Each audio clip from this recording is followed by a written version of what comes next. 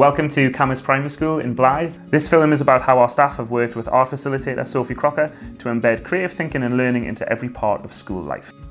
The creativity collaboratives are something that's happening across the whole of the country. They are regionally divided, so the northeast one has 8 schools who are working in it.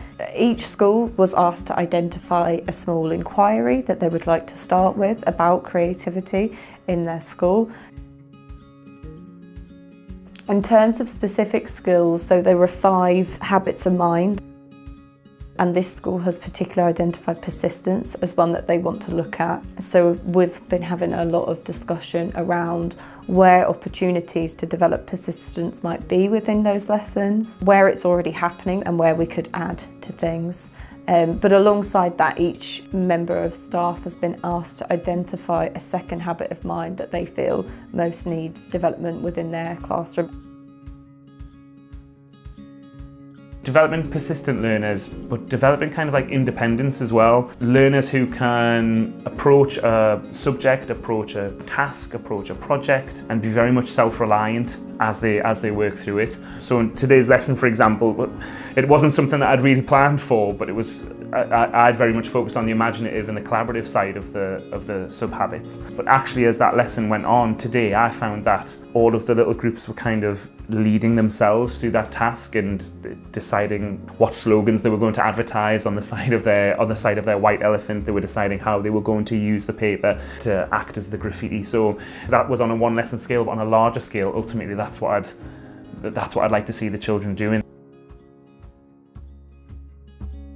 I worked with Ryan to kind of think about what the school wanted from those sessions and to kind of combine what they were hoping to get from the sessions with how I might deliver that. So I've definitely had I've had free rein to kind of design the session, but it's definitely been a collaborative process around redefining what does it mean to be a creative person. It doesn't mean that you're someone who's really good at drawing. It could be all sorts of different things. It's a way of thinking, it's a way of approaching, and actually there is a lot of creativity already here because there's a lot of young people who have lots of different challenges, and the staff need to be really creative every day and think about how they might work with different young people and adapt a session to particular needs.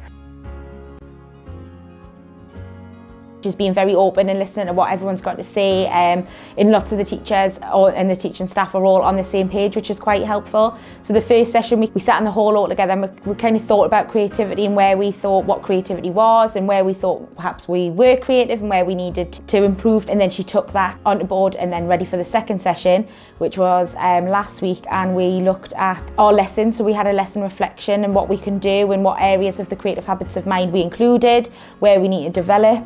Time to plan for future lessons as well, which was really helpful. So I know from last week, this afternoon session in Forest School with my class has been planned as a reflection of last week. So that's really useful to be able to have a different view on things, and then the time to reflect and plan further with that.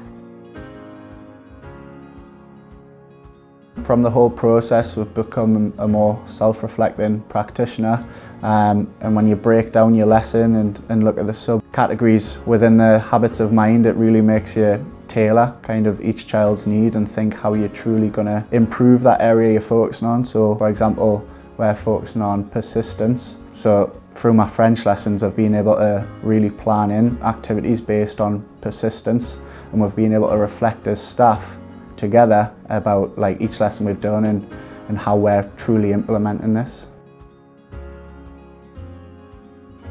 The challenge for me personally, I think with the habits of mind, I was originally thinking about, you know, how would you truly implement every single subcategory into your lesson plan. Then I realised that that isn't the case, and you can actually tailor it completely to kind of which area you're focusing on.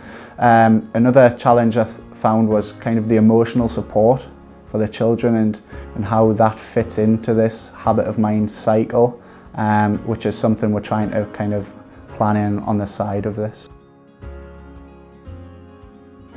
So the benefits for the pupils I'm hoping for are going to be that staff become more reflective practitioners, more well-rounded practitioners, and kind of can really plan in each child's needs and focus on these specific areas. Because if the staff have up-leveled their own skills, then they're going to up-level their children and really display and model these values to the children.